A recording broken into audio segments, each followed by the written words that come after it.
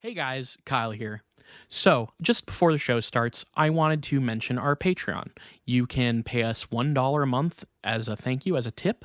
You can pay $2 a month to get access to one of our bonus content shows, episodes 2 days early, and a secret Discord chat where all of our Patreon donors get to go and hang out and talk with us directly.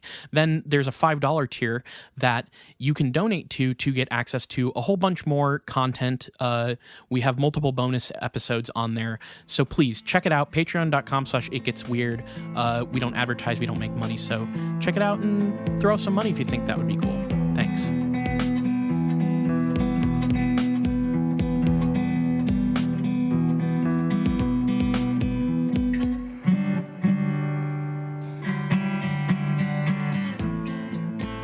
Welcome to It Gets Weird, our comedy show where we explore the unusual, the unbelievable, and the unexplained to try and make your world a little weirder. I'm Kyle. I'm Nile.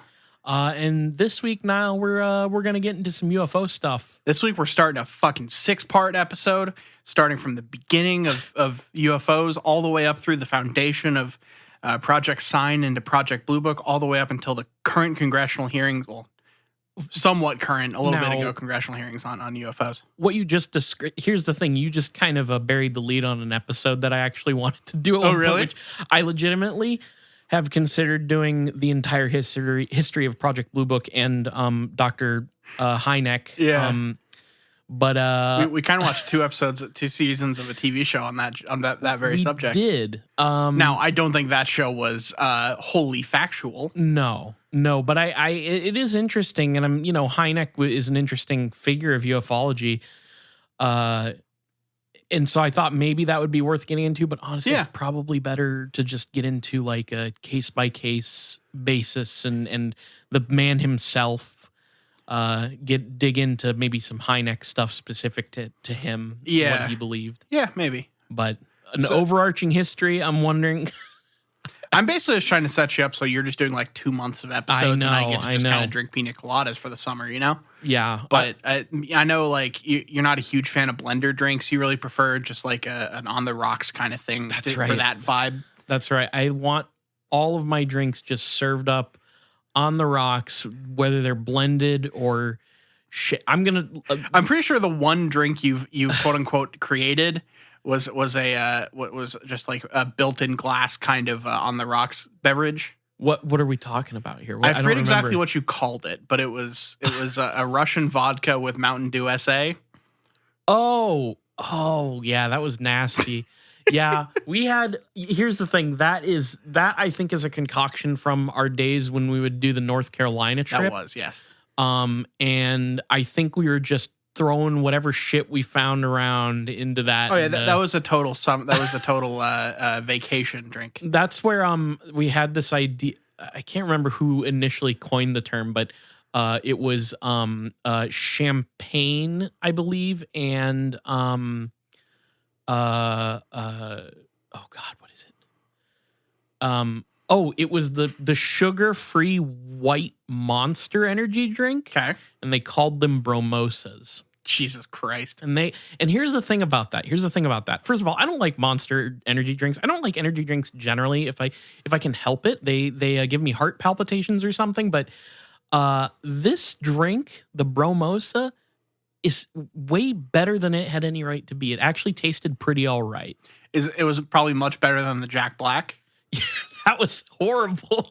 Yeah. Which was Mountain Dew Pitch Black and Jack Daniels. Yeah.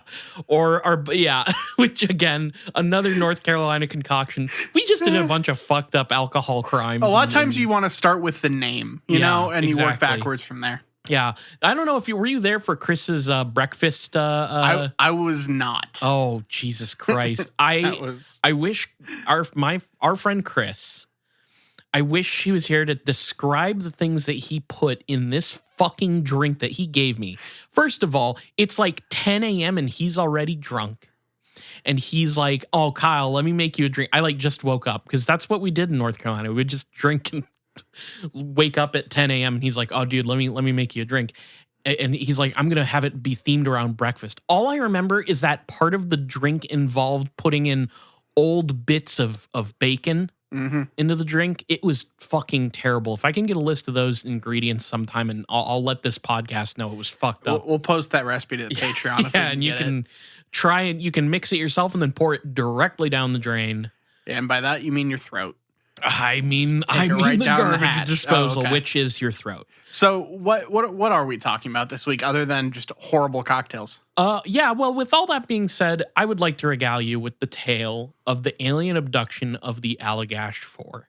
The Allagash 4. Yeah. Okay. Now, This one ring a bell? well, I know of the Allagash because of, oddly enough, to fit the theme here, a brewery.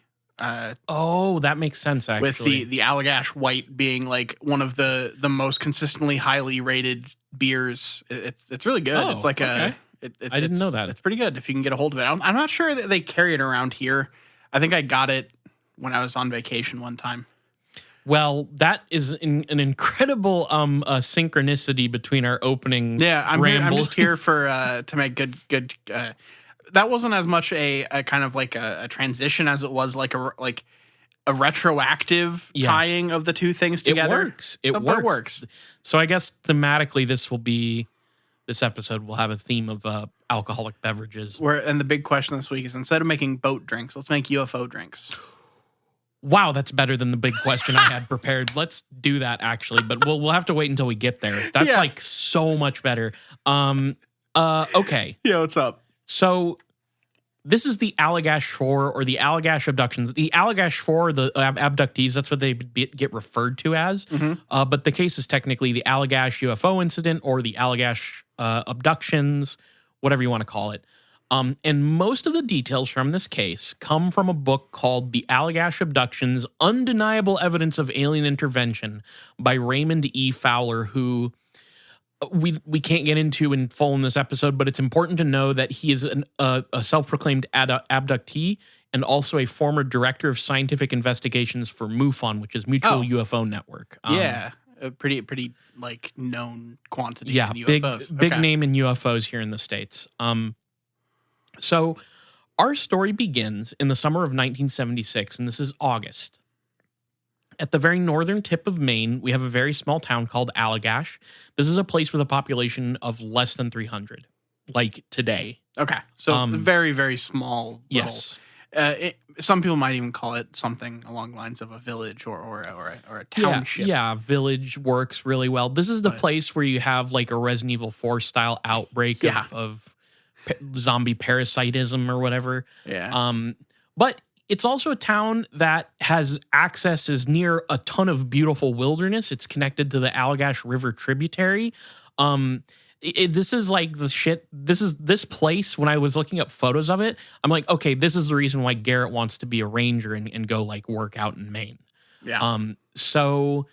Of course, this beautiful place, a group of Massachusetts College of Art and Design students decide to head up there for a canoeing trip. Our 4 young art students are Jack and Jim Weiner. They're twin brothers. And they're annoying as shit. And they won't stop whining. Well, it's spelled Wiener. Oh, okay. But whenever I watched videos online, they pronounced it Weiner, or some people pronounce it. I wasn't sure what the real one was. And I feel like if I said Wiener, that was just kind of like low-hanging fruit, maybe a little bit.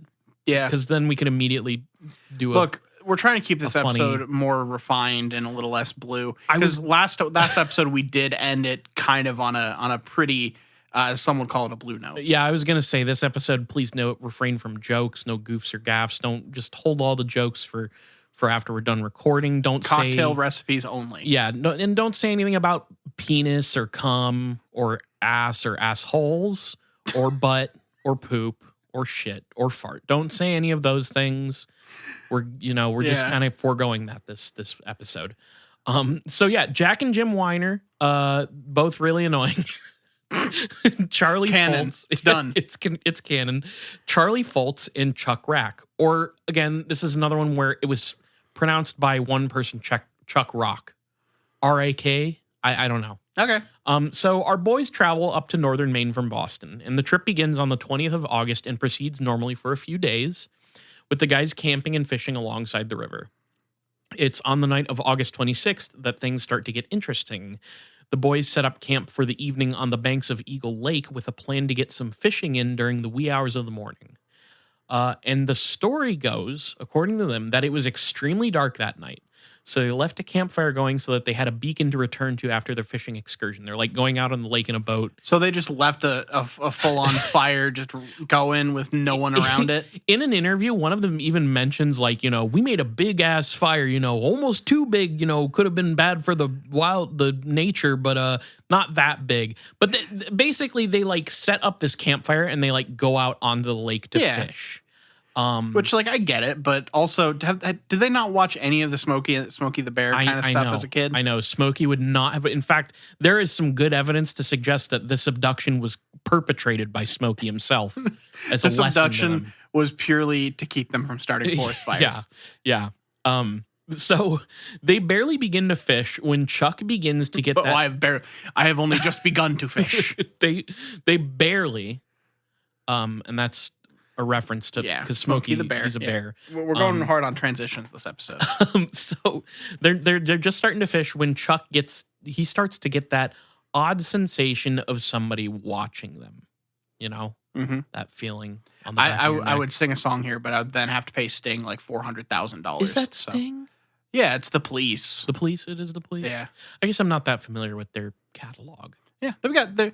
If you can stand some very, very white reggae, they've got some stuff in it. It's I know like Roxanne. Yeah, I know she doesn't have to turn on the red light. You're right, she really doesn't. So Chuck would then later. So there's a little detail here that would get told to Mufon later.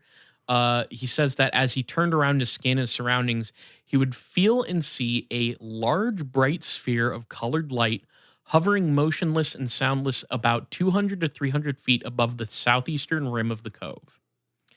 And so Chuck immediately got the attention of his friends, yelling for them to look at the object. Did it give a color, or was it just changing? So there's a couple places where I've gotten some different versions, but the idea is that it seemed to maybe oscillate between red, green, and white. Okay. So there above the trees, just hovering there, is this huge oval glowing object. And their eyes kind of adapt to it as they're looking at it. And they notice that there is this gyroscopic motion as if there were, quote, pathways of energy flowing equatorially and longitudinally from pole to pole. So like there's like an energy like flowing over this thing that is weird and undulating. Yeah, kind of in this. I'm imagining it like a globe with like the lines kind of like going around it, like with the kind of like grid almost of latitude and longitude. Yeah, but in like bright lights. Yeah, it's a weird description. Yeah, it says this divided the sphere into 4 oscillating quadrants of bright colored light. The color changes were very liquid and enveloping, as if the entire object had a plasmatic motion to it, like a thick sauce does as it starts a roiling boil. Okay, so we're getting like some emulsification here. The butter's starting to really combine. Yeah. The fat's starting to combine with the... Okay. Exactly. This is very appropriate since if we're talking about transitions here, I did make a pasta dish tonight. We were, before this episode started, talking about pasta sauces. So this is perfect. Gone is the age of the parking lot. Here, we're doing pasta summer, baby. Just like Olive Garden before us, we're having pasta summer. And just like Sting before us, I now believe in synchronicity. So... That was a good pull. Thank you. So Charlie grabbed a flashlight and blinked it at the object. Mm-hmm. And I just want to note here that some of the reports are like, oh, he blinked it at the object.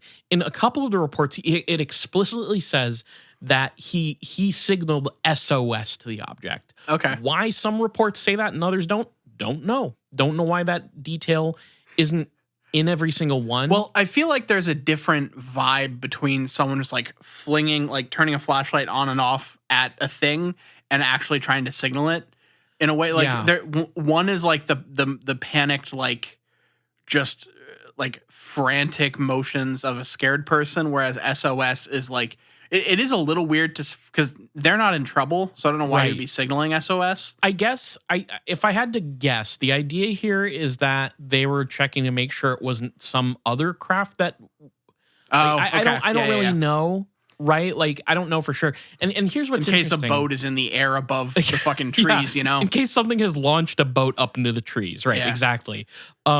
Unless it's like fucking Davy Jones's ghost ship. Yeah, exactly. Well, but then they're not going to get an SOS signal Sure. back. They're just going to get whisked away to his locker. Yeah. Right. So But don't steal any coins. No. You'll get turned in no to a perpetual skeleton in the That is- moonlight.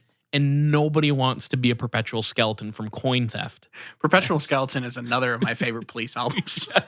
Perpetual skeleton, tantric skeleton.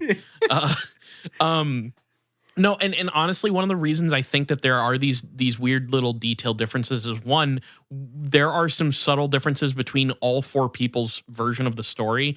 Although they have generally the same story, but then some of these details seem to either come from the actual MUFON investigation, the case, and then other details that cropped up when they get like interviewed later. And they end up in a show. So yeah, they literally have an unsolved mysteries where that's where the SOS signal thing comes up. And there's a couple different details that get brought so up they there. were sweetening it for TV. Maybe, could be. So yeah, he signals to it, and instantly the huge rising glowing object came to an abrupt halt and began to slowly approach the canoe. Simultaneously, a tube-shaped beam of light erupted from the object and hit the water. A glowing ring with a dark center reflected on the water's surface, indicating that the beam was hollow. So it's somehow shining down a hollow beam. Okay. Like kind of a tractor beam type thing? Essentially, or like, yes. Yeah, okay. The object and its beam of light began moving toward the canoe. Terrified, the campers began paddling frantically toward their bonfire and camp as the beam swept across the lake directly at them and engulfed them. So here's where we kind of come to the first funny thing. Like I mentioned, there are some differing reports by the Allagash Force. So it was from this point on that the conscious memories of the four differed according to each witness's vantage point. The next thing Charlie remembered was paddling for shore and standing at the campsite with the others, watching the object move away. Chuck Rock remembers staying in the canoe after the others had piled out in a panic onto the shore. Transfixed, still holding his idle paddle, he could not take his eyes off the object. Jack and Jim were able to consciously remember a bit more.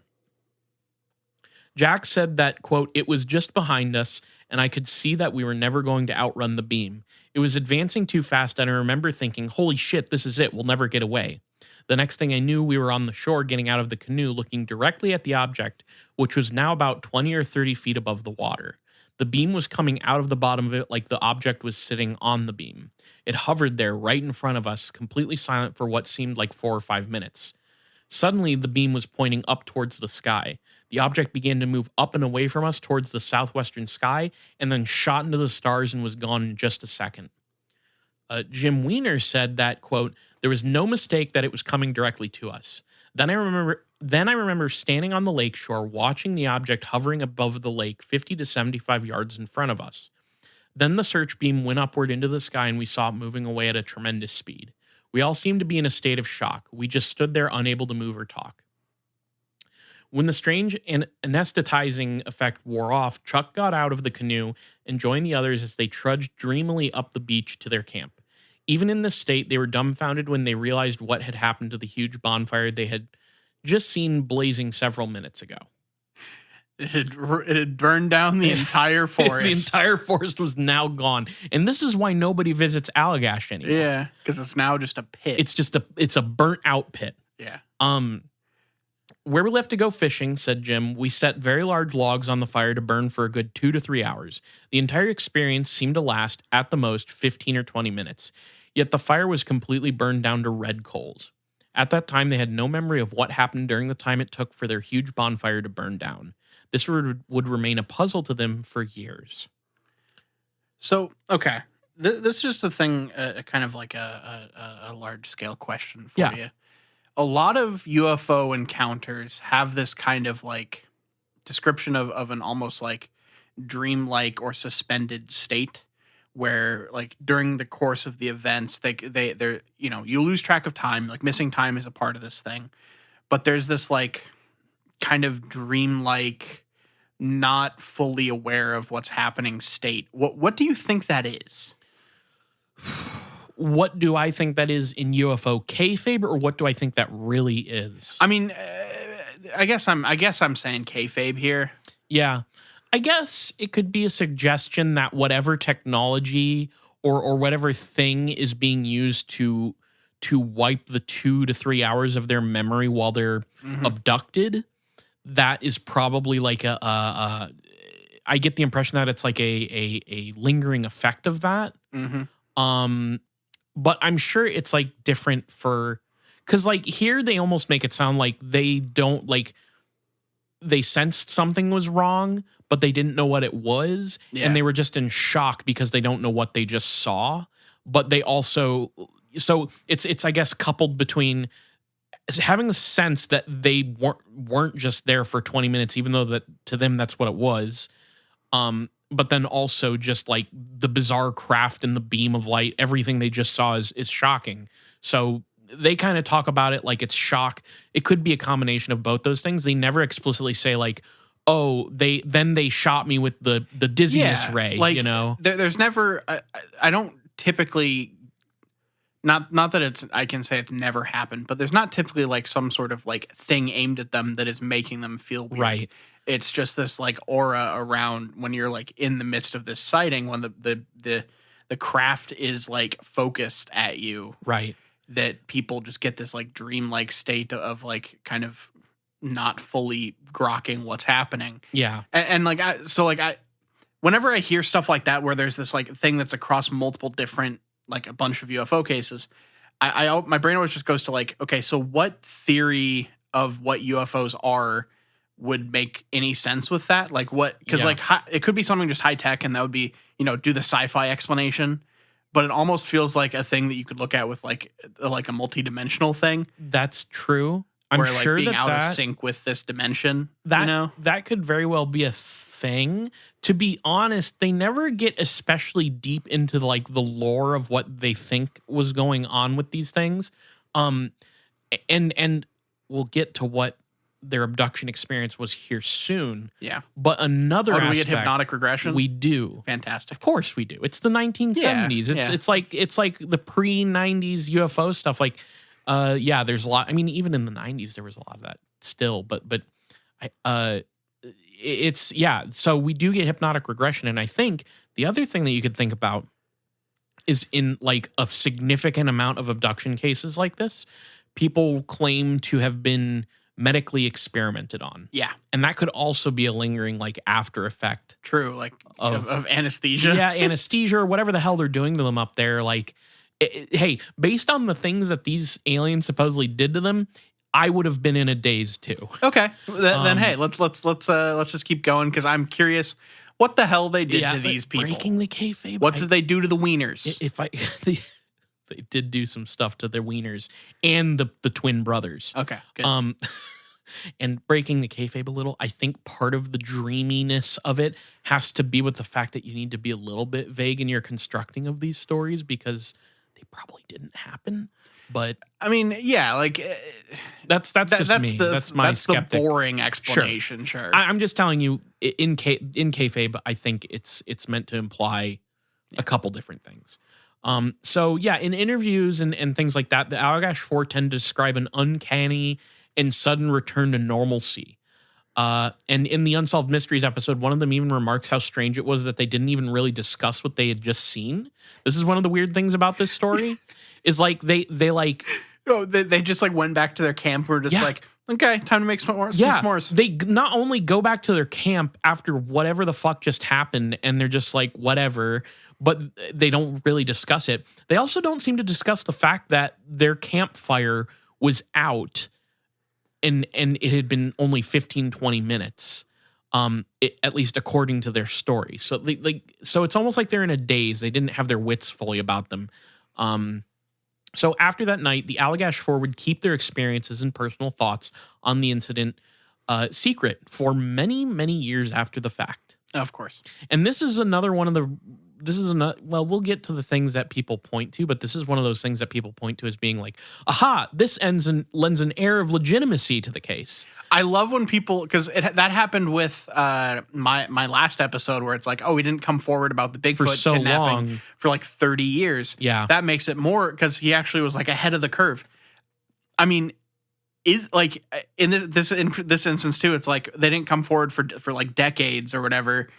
And does that actually make it more believable or not? Yeah. Like, does it? Well, the circumstances are kind of odd of how it comes back into their lives, but nonetheless, yeah, I don't think it necessarily makes it more believable. But it wouldn't be until 12 years later that it would be 12, okay. officially investigated. So here it says, a few years after the incident, Jim suffered a head injury which caused temporolimbic epilepsy. Okay, so that's an actual medical condition. That is an actual medical condition. When it started with temporal, I wasn't sure. Temporo. Yeah. Oh, okay. Which Of I don't. temporal lobe, maybe. Yeah, I think it is meant to be that. So some of the there's a lot of different symptoms to this. So during treatment, Jim's doctors asked him to report any unusual experiences that might be symptomatic of his condition. Oh, okay. Jim described. Oh, did he disclose this for a medical thing? Yep. That's awesome. Yep. Jim described strange experiences that he and his friends had experienced since the UFO encounter. These included awaking at night to see strange creatures, levitation from bed, and temporary paralysis while something was done to the genitals. He also described their encounter with a UFO in the period of missing time. So all of this starts coming back in the form of what are essentially nightmares. Okay. After he gains this epilepsy from head trauma. Interesting. Okay. I don't think we've ever had a UFO case like uncovered due to medical disclosure before. This is the other thing where it's like people want to believe in this one because it's like they didn't talk about it. They chose not to talk about it. And frankly, we shouldn't know about it because it's covered by doctor-patient confidentiality. This entire episode is a HIPAA violation. Yeah. And he just like, no, he like, so they're like, oh, well, they only uncovered the fact of this case because this guy had this random accident, which is pretty weird, I'll admit. Yeah, that is unique. That is unique. I don't think it makes it any more legitimate, but it is a unique angle. Now here's okay. Jim's doctors advised him to contact a UFO researcher as they felt that Jim and his friends may have been involved in a UFO abduction experience. Did he get that as a prescription? Did the doctor write down contact a ufologist? Yeah, this is something I find very odd about this story. Because Jim basically says that his doctor treating him for epilepsy was not only knowledgeable about UFOs and abduction cases, but encouraged Jim to seek out a UFO specialist. Like, this is a medical doctor being like, I'm treating you for like physical trauma. You really got to talk to a UFO guy. I love the idea of a doctor going, I'm going to send you to a specialist. Oh, like a brain specialist? Yeah. No, a UFO specialist. Yeah. It's really fucking funny. Take 2 woo-woos and call me in the morning. I mean, honestly, obviously a doctor could be interested in these things. Oh, yeah. But everyone has hobbies. It is a silly connective tissue to the next part of the story. I want a doctor to prescribe Zach Bagans. Like, just have some doctor out there, please. I know a lot of doctors listen to this podcast, really popular in the medical community. Prescribe, if someone comes in talking about like hauntings or ghosts or anything, just prescribe them Zach Bagans just for me. Just do it for me. I'm going to need you to take a couple hours every night of Coast to Coast AM and just really see how that sits with you. And if you're feeling up for it, maybe give them a call. Yeah, and honestly, you really should go back to the backlog back when Art Bell was running it, because that's the classic stuff. That's the classic stuff. It's kind of dropped off in modern years, you know. So yeah, he gets this suggestion, but according to Jim, he'd never told another soul about the events of that night in Allagash, not even bringing it up to the other 3 men on the canoeing trip. Except for Patton Oswalt. Was he in that one? Or am I wrong? Am I in the wrong sitcom? Oh, was Patton Oswalt, and according to Jim? Yeah. I have no idea. Okay. No, he was in King of Queens. Damn it. Oh, shit. That's honestly almost worse, right? I don't know. I've never watched either one of them. Me neither. I just like wrote the sentence, the start of the sentence according to Jim, and realized what I wrote and chuckled about it. It's like anytime I send a Dear John email. Yeah. Where I just have to start with Dear John. I shouldn't still chuckle because I've done it literally hundreds of times at this point, but it's still just occasionally gets me. Yeah. The only person who knew something about Jim's situation was his wife, who he would confide in after the alien nightmares began. So this is already after he has this epilepsy problem. So per the doctor's advice, Jim sought out a UFO researcher in the Boston area and came to meet Raymond Fowler, who is the main source of information on this entire case that I've been referencing this whole episode. Okay. Fowler happened to be lecturing on UFOs in the area in May of 1988.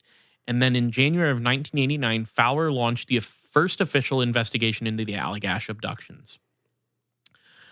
So Fowler brings in some help for the investigation that he mentions. He has MUFON investigator and Close Encounters of the Third and Fourth Kind specialist, which is a title I fucking want. Yeah, that'd be great. This is a guy called David Webb, who I think is a name that's come up before, but I'm not 100% I'm pretty sure Raymond sure. Fowler is too. Yeah, Raymond Fowler definitely, because he has another book that I think got referenced called the Melchizedek. Something the Melchizedek children, something like that. Yeah, Melchizedek archive. Somebody out there knows what I'm talking about. But and then they also had MUFON consultant and professional hypnotist Tony Constantino. Sounds like a Comedy Bang Bang character. Paul Tompkins as Tony Constantino. I am Tony Constantino, and let me use my amazing powers of mesmerism hey, Tony, to unlock your mind. Your deal? What's your thing? My thing? I'm a professional hypnotist, and I use it to not have to pay tips at restaurants. Yeah, that's about the amount of work that gets put into a Comedy Bang Bang character. Good for you. Thank you. So over the course of 2 years, this team would investigate the case.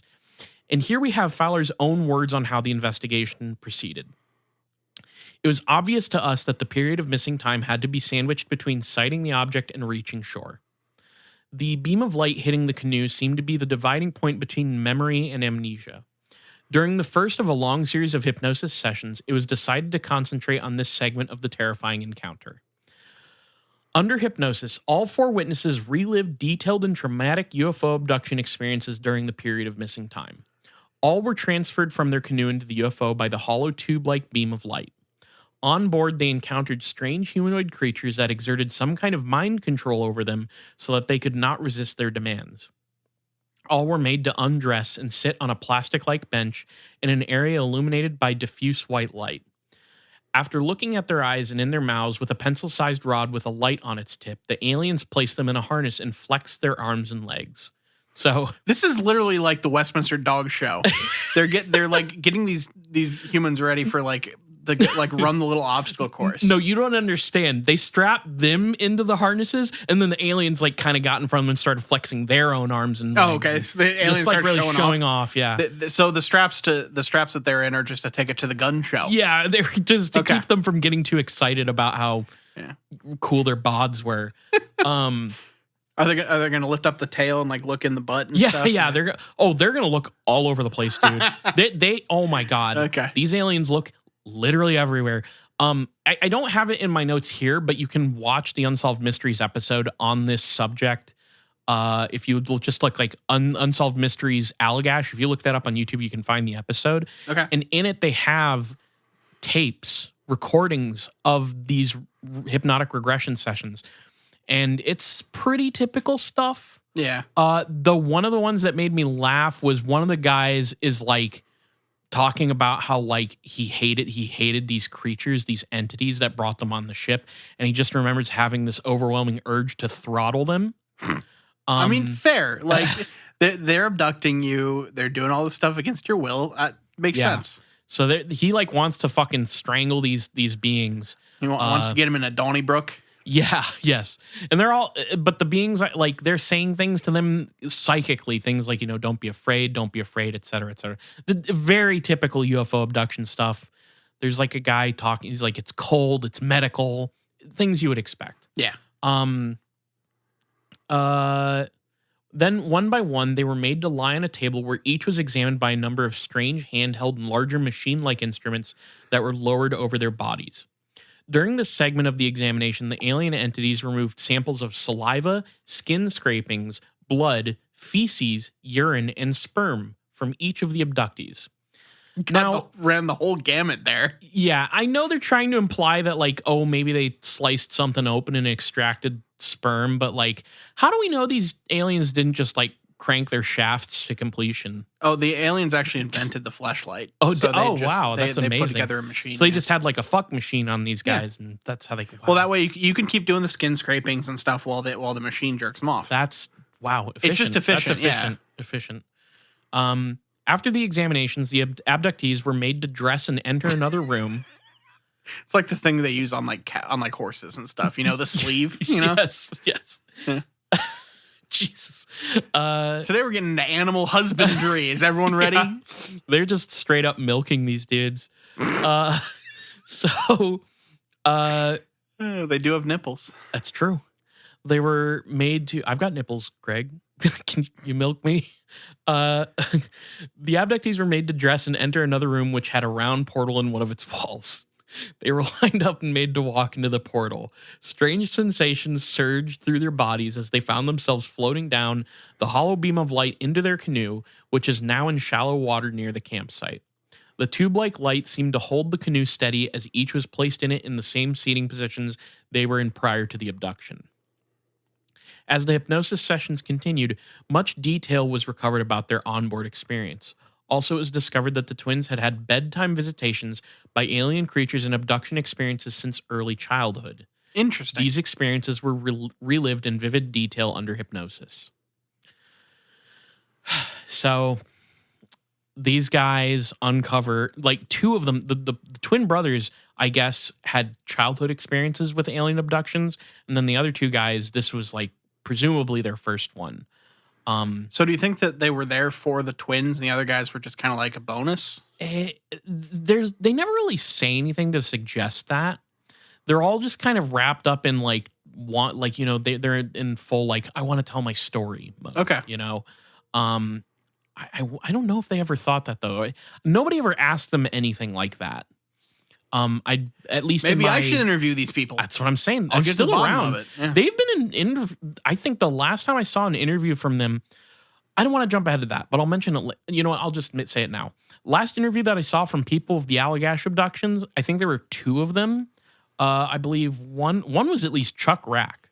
Okay. And they were interviewed in 2019 by Andrew Basiago. Interesting. Which is why I thought you might recognize him, maybe. But maybe I haven't done with the big cheese. I usually stick to his own story more than him interviewing other people. Yeah, which Andrew Basiago being the Mars jump room guy, who he's a whole thing, but he's a future president. Yeah, he is destined to become a president. That's all. You got to go back and listen to the Basiago episode because my God, that's a real character of it's so good. Of the fringe. I'm still in the Facebook group. I love that shit. It's so good. Yeah, Project Pegasus, right? Yep. So something weird happened in the midst of Fowler's investigation into the Allagash abduction. So mid-investigation, Jack Weiner Weiner and his wife Mary Weiner were abducted by aliens from their home in Townshend, Vermont. I love the lack of commitment to one or the other. I do the same thing. I really do the same thing. It's one thing that do you ever think of like material things you could do to like make yourself better at podcasting? Yeah. And like how I fail to accomplish them on a regular basis. Well, one of them is like pick one pronunciation, even if you have to apologize for maybe getting it wrong, and just stick with it throughout the episode. I have the exact same problem, and I do exactly the same thing. I never heard these guys say their own last names, and when people referred to them, I heard two different pronunciations, and I was just like, well, now I'm just full on. That makes it extra hard. It makes it really hard for me. It makes it a hard wiener. Yeah, it's a very hard wiener to suss out. So during the night of May 20th, 1988, Jack's dog woke him up when he scratched at the door wanting to go out to relieve himself. When Jack got up, the dog, not Jack. Okay. So when Jack got up to put him out, he was shocked to see a blue light shining through the kitchen window. He went out to look and saw a glowing object hovering over the field adjoining his house. He decided to bring the dog back in. In the morning, he thought he had dreamed about the whole thing. However, under hypnosis, he relived a shared abduction experience with his wife in minute detail. Mary only remembered dreaming about deer with big eyes coming to their bedside. Interesting. She did not respond to hypnosis. The following is an excerpt from Jack's hypnosis sessions. And here's what Jack said. It's blue, a blue light, and I think, that's funny, that's not the moon. And then I go to the window and I look out the window and what I see is amazing.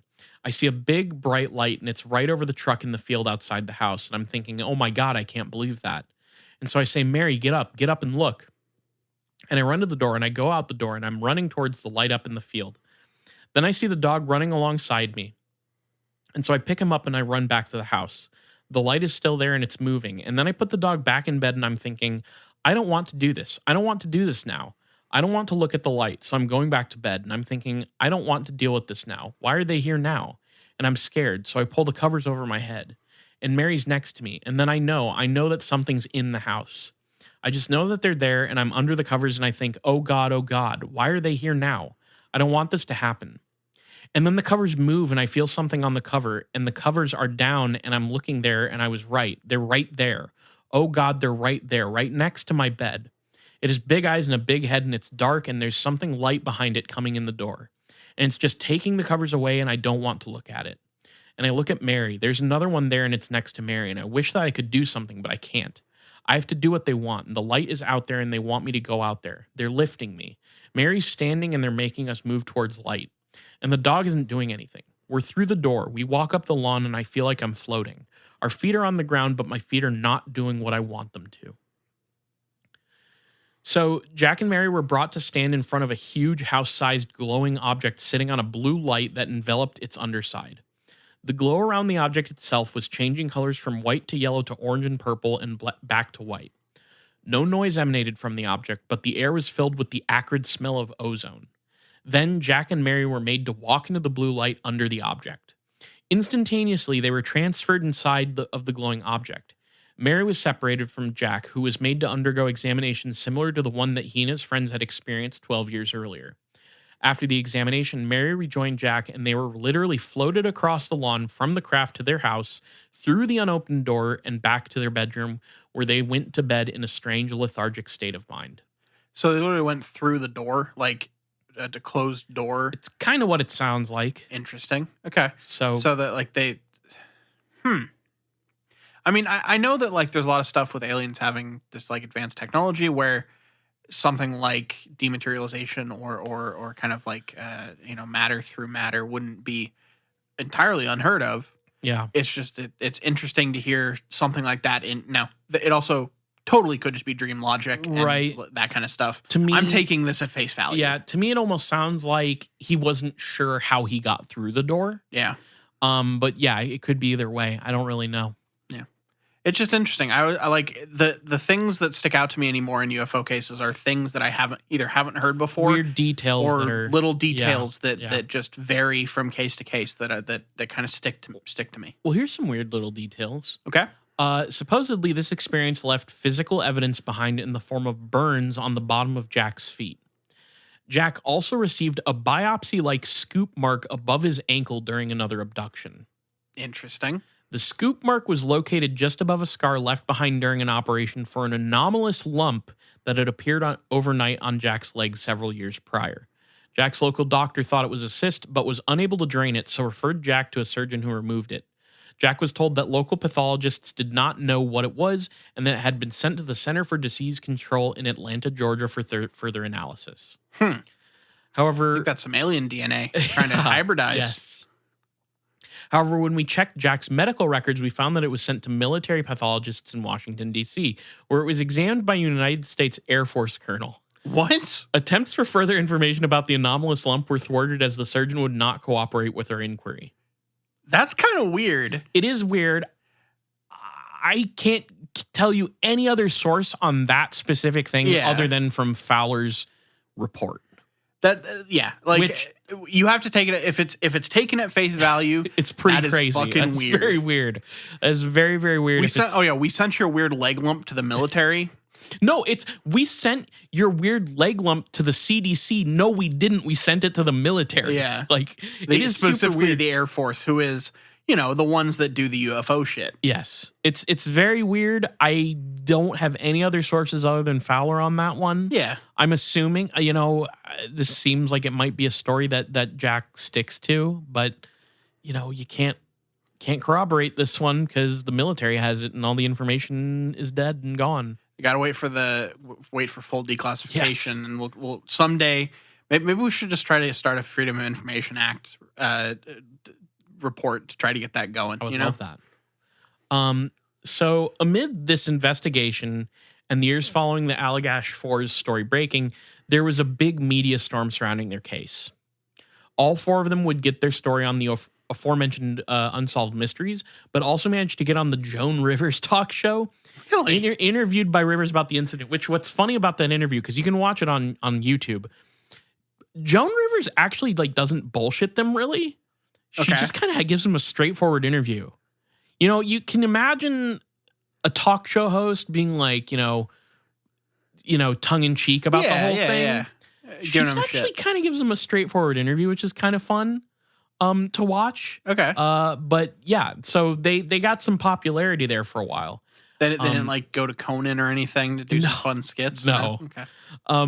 So all this was happening while newspapers and books reported on their story as well. And then all in all, Fowler's report for MUFON, I couldn't find this specific report. I know there's a book, but he says that his report, the full report that would get distributed to other UFO researchers and people within MUFON, was up to 700 pages. Jesus. And it would get this really wide distribution. And then, of course, he would publish his book on the story in 1993. Now, as far as I could tell, the Allagash Four would give interviews for years to come, a long time, with the UFO community, talking up their story as an important linchpin for ufology. This one gets references this is such an important case, like so many of these cases. Mm-hmm. Reports often cite how morally upstanding all four of the abductees are. Always. Yes. Everyone who reports UFO is either the town drunk, yes, or an upstanding citizen who's probably a cop. Yeah. They talk about how multiple people all witnessed the same event, how detailed and lengthy the documentation on their cases. They talk about how they have no reason to all those things that you would expect. They wanted to get on Joan Rivers. Right. They claim to have no reason to be doing this. So Sure. Why would they make it up, right? The typical UFO stuff. I even saw in recent years. Here's in my notes where I said, yeah, they interviewed with Basiago, the big cheese himself. Now, to cap this story off, did we make up the big cheese, or is that something that we was came us? Across? Okay, no, that was us. That was 100% us. I can never remember. Sometimes I just can't remember, and I if that's a thing we that it got referred to in some random notes or something, or on a website, or if we made it up. Okay. I think Basiago and a lot of these people are a little too self-serious for that. That's fair. You don't think Basiago would go on a sketch comedy show or something? No. Okay. No. Do you think there's ever been a sketch comedy troupe at a UFO convention? We could be the first. A UFO enthusiast sketch comedy troupe? Look, here's something that I think the UFO community could, this is legitimate, by the way. Yeah. Legitimately think that the UFO community could stand for a little less self-seriousness and a little more having fun with yourself. Yeah, I kind of agree. There is a lot of the air around. I mean, even in in the Unsolved Mysteries episode about this, they have to lend some gravitas to it, even if it's not that crazy. But they're is this all a hoax, or is it the greatest discovery of mankind? And there's kind of a mentality like that. I feel that I picked up from people in this community who I'm not really. I think it's fine if people believe in UFOs. That's totally fine. I think that we kind of want them to, because we run a podcast. It does give us content. It's kind of helpful to us. But yeah, I don't know. Just have a little more fun with it. It is a little absurd, right?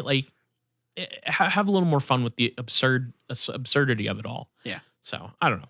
So, point being, you, me, Garrett, we could just hell. Let's get Jules in on this one because I think she would be great with it. A UFO exclusive improv troupe. Yeah, just literally do jokes that unless you have read like a significant amount of ufology lore and history, you won't understand the jokes. Yeah, like we're fucking cracking jokes about like the Pascagoula entity, and people are like, "Oh, that's so fucking funny." Hey, and honestly, Garrett's impression of the fucking Fresno Nightcrawlers just brings the house absolutely down. kills. Yeah. We are basically just describing this podcast. Yeah, we kind of are, but do basically a live version of this podcast. So here's the last little interesting cap to this topic, to this story. In 2016, we get a minor snag in the Allagash Abduction story. Okay. This is in an article titled "Subject of 1976 UFO Incident Casts Doubt on Allagash Abductions." So this was published in a main news site called Fiddlehead Focus. And in it, staff writer Jessica Potila details the original story of the Allagash Four, as well as one of the four, Chuck Rock, recanting part of his story. Interesting. Okay, where is he breaking the line? Here's what the story says. It's very interesting. During their aggressive hypnosis sessions, both the Wieners and Foltz claimed to recall small gray aliens taking them aboard a spacecraft. They said the aliens then performed what they perceived to be medical examinations on the men. Rock now says his hypnosis experience led to no such recall on his part, although he previously claimed publicly that it did. So he's just trying to fit in and be cool? Well, no, he's saying that he originally said, I saw aliens when they took me on this craft. Actually, that never happened. Yeah. Oh, okay. Yeah, I'm saying he's fitting in with his friends who were saying that by going along with their story. Oh, I see. Yeah. Oh, I got you. So a storm of media attention follows Fowler's book, and including appearances by the Allagash Four, as the public dubbed Rock, Foltz, and the Wiener brothers, on the Joan Rivers Show and on an episode of Unsolved Mysteries. We were compelled to stay together, all speculating that this thing could go into the millions of dollars for each of us, Rock said. We made very little. Rock said he and the others eventually had a falling out, after which he began telling people that the abductions never took place. Interesting. He stopped short of describing the Allagash abductions as an outright hoax.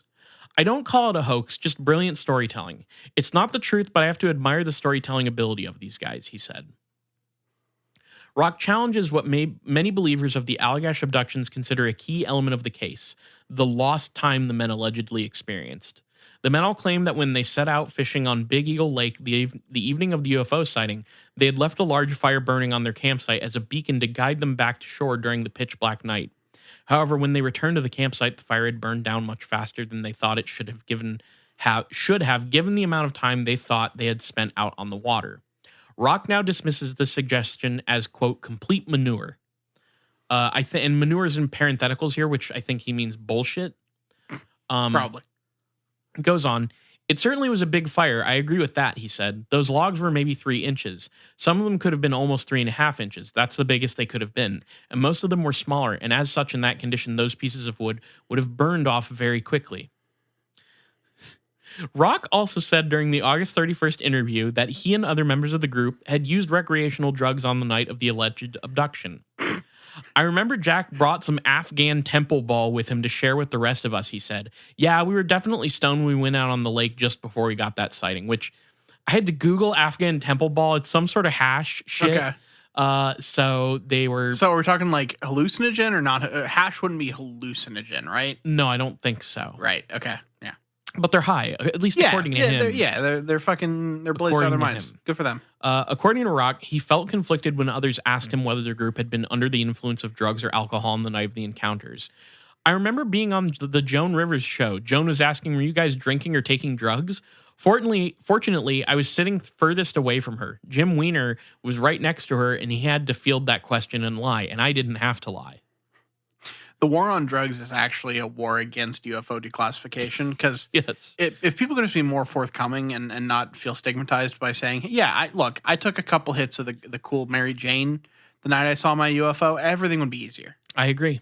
I agree. And, it's not like marijuana is going to make you hallucinate a UFO, right? Like, No, unless you're in a movie from like the 60s. Right, Like, yeah. unless you're in Reefer Madness. straight up yeah. Reefer Madness. That's way before the 60s, but regardless, whatever the fuck. So the other Allagash abductees all counter Rack's recanting, though. Or Rock, Okay. God damn it. So it says here, Foltz denies any drug use among the Allagash Four during the outing. No, he said Thursday. We bought an 8-pack of beer in Millinocket when we bought all of our supplies for the canoe trip. We each had one beer at Talos Landing the very first night, and we each had one beer at Fort Kent the last day of our canoe trip. An 8-pack? That's what he says. Is that an 8-pack for 6 people? I guess. Okay. I guess these are different times. This is the 70s, baby. Like 4 and 6, and then 12. Yeah. Are like those are the numbers as far as I'm aware. Maybe you could have gotten an 8-pack. And honestly, it is a little more confusing to have an 8-pack. No, there's 4 of them, right? So they each get 2, right? So yeah, perfect. Actually, but it is weird. It seeing an 8-pack doesn't make sense to me. Yeah, I don't. Okay, the only thing I've ever seen 8-packs of is seltzers, and that's like not even hard seltzers, like fucking LaCroix and shit. But, I don't know. Yeah, I have no idea. I know that's a weird detail to get hung up on. It's just like this is, as we said earlier, we're in the mixed drinks and alcohol episode. This is all about. That's right. We're keeping the thing along with maybe an 8-pack of pasta. I don't fucking know. Well, it was the 70s. It was a different time. Yeah. He goes on to say, we carried those 8 bottles in and we carried those 8 bottles back out. Foltz, I love it when UFO stuff becomes dramatic, like interpersonal drama. Foltz described Rock as a man with a violent temper who has been banned from some UFO conventions. So wow. Okay. We definitely steer clear of him because the guy is a loose cannon in a mental disaster area. What the fuck? Foltz said of Rock. Jim Weiner also dismisses Rock's new claims. I personally believe that Mr. Rock's self-aggrandizing rationalizations and disparaging accusations are simply the rantings of an angry and resentful individual on whom his former friends have turned their backs, he wrote in a September 5th email. Fowler initially agreed to be interviewed for the story, but later sent an email indicating that he would not take part if Chuck Rock did. Okay. So literally everybody is against this guy. Now, like, you could look at it one way and think, okay, this guy is kind of cutting short the train of their story, so they can be turning it back on him for that reason. Also, he could just be a total fucking menace at the UFO conventions. It could one be of the two reasons. I don't know which one is true. Well, so Fowler wrote on August 29th, Chuck Rock did not have very detailed recall of the abduction under hypnosis. He is the type of person who needs to be in control. He was not happy not being able to have detailed recall of the abduction portion of the incident. Thus, several years later, after the investigation, he claimed that no one was abducted. Jim Weiner relayed an incident which he claims took place shortly after the Joan Rivers interview, during which he says Rock tried to convince the men of a new way to capitalize on the case. Okay. Charlie Foltz and I were visiting Jack and his wife, Mary, at their home in Vermont. One morning, Mr. Rock arrived at the house and declared he had a plan to make $1 million on the Allagash case. His proposal was that all 4 of us refute the professional handling of the case by Raymond Fowler, Tony Constantino, and MUFON, thereby creating controversy, which was, in Mr. Rock's mind, exactly what the media and the public crave and pay for, Jim Weiner wrote.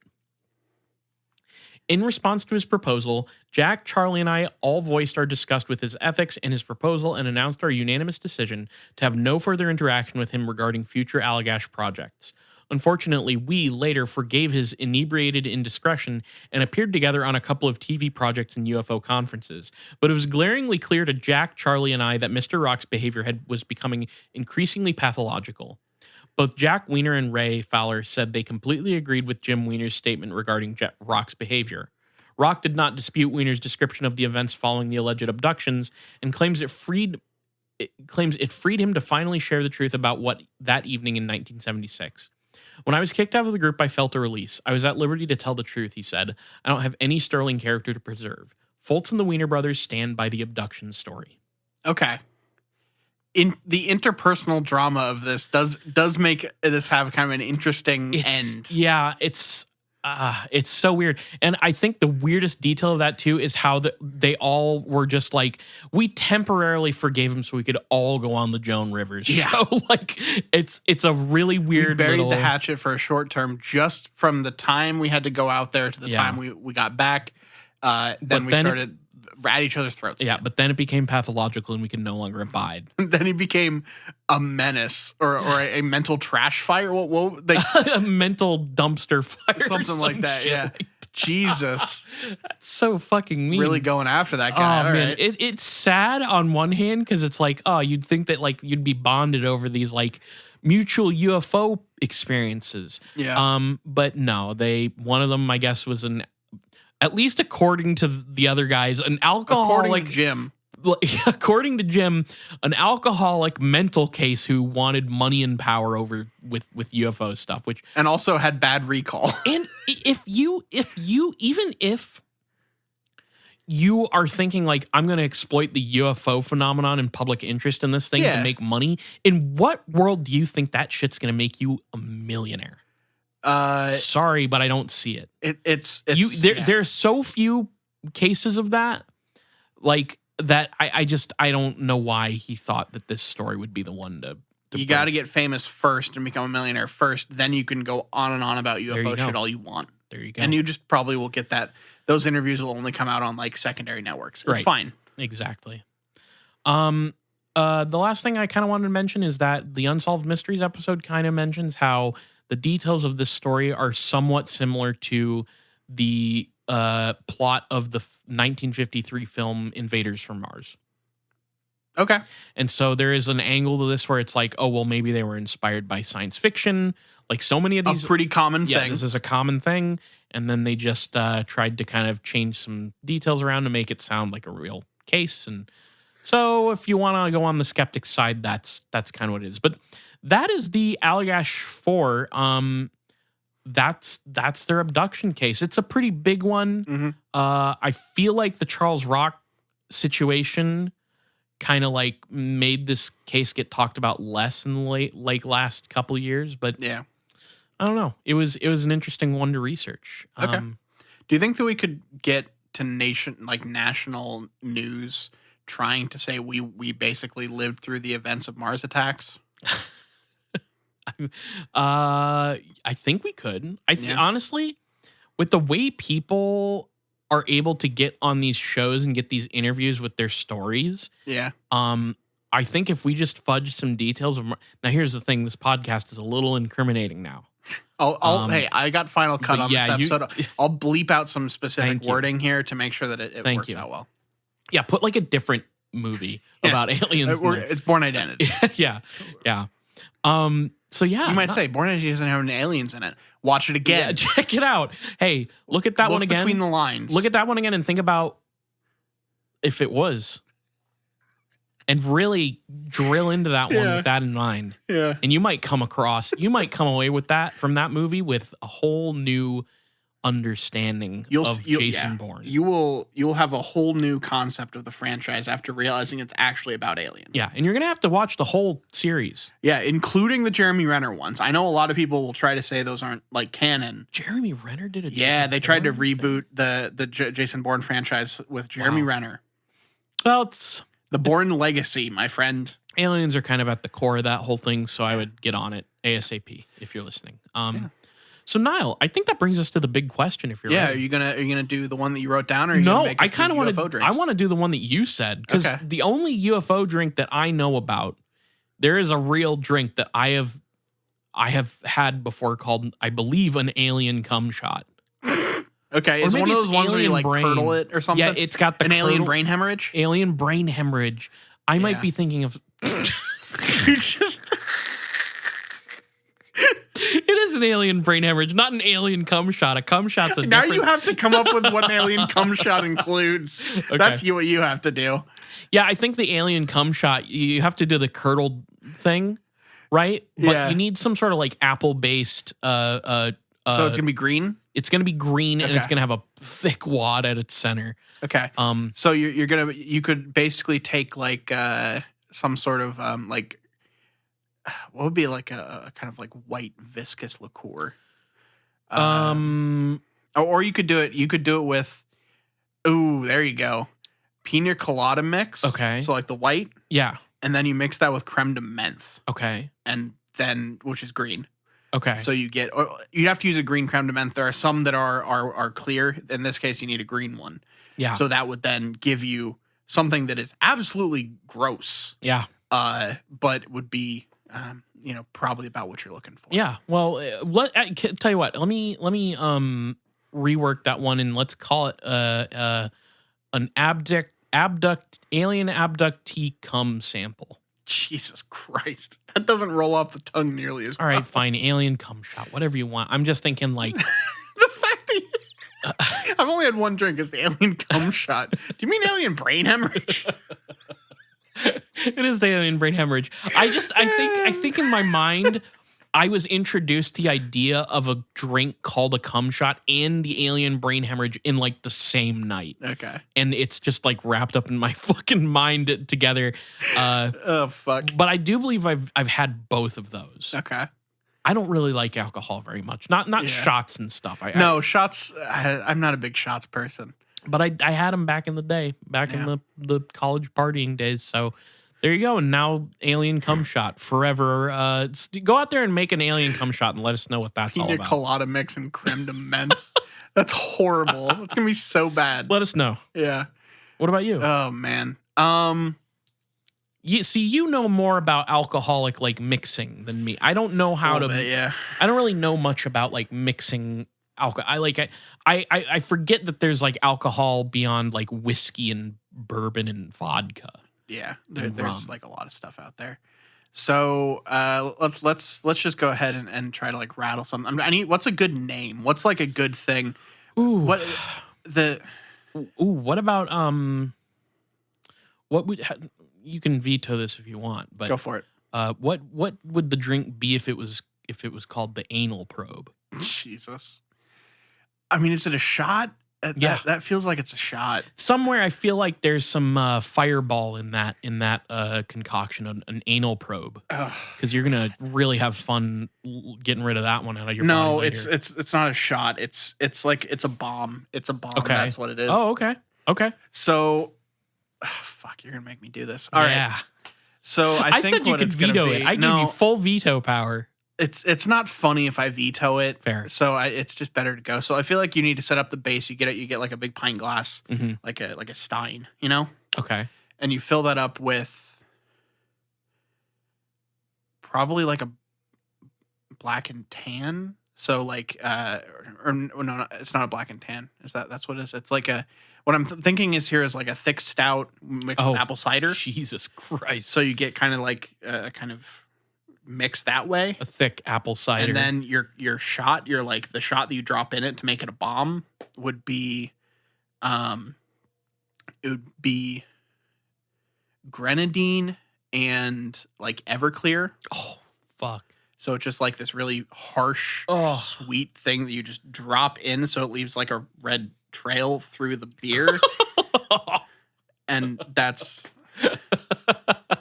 the probe. You're deranged. Look, you gave me a very like visual thing, Yeah. and I had to go for it. Wow, that's demented. I can't believe you would say that on this And show. we specifically said that we were gonna make that last episode ended blue, and we were gonna try to not do that this episode. And then you're like, "Hey, what's the alien cum shot? What's the fucking probe?" I blame you. I am the common denominator. I won't deny that. Yeah. And I was gonna do like the fire in the sky or some shit, like Oh, okay. Well, fire in the sky. What would that be? I mean, that's where you get your fireball. You'd get, Yeah. you would have like,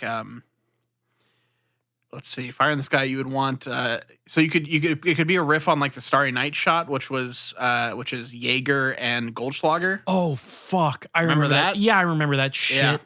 So you basically would God. upsize that into like a shooter, and then put like a float of fireball in it.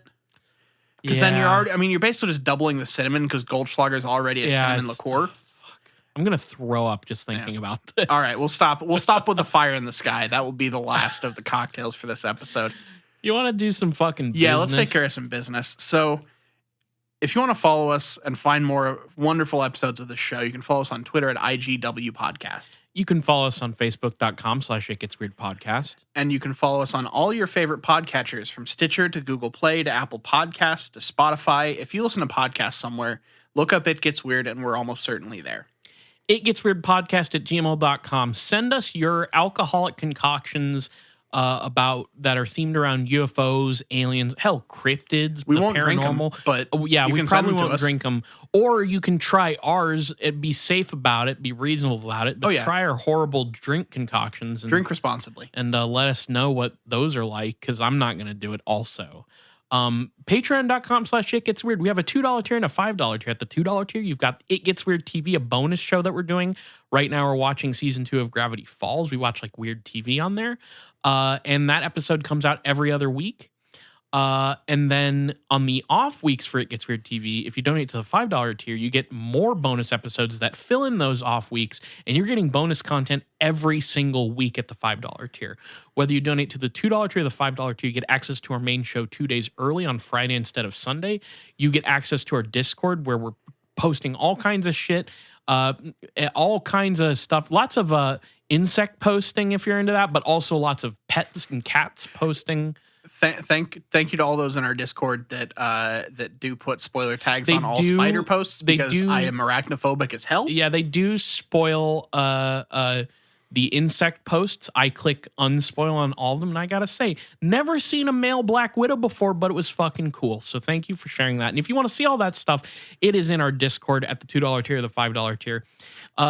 Meanwhile, I can trace my arachnophobia back to a specific image of a Black Widow spider in a Zoo Books magazine. Wow. Back in like first grade. Zoo Books. Yeah. That really puts me in a very specific time and place. There you go. But yeah, we also have a $1 tier where you're just giving us a tip. You don't get anything out of it. You're just saying, hey, thanks, I like your content. Here's $1 every month.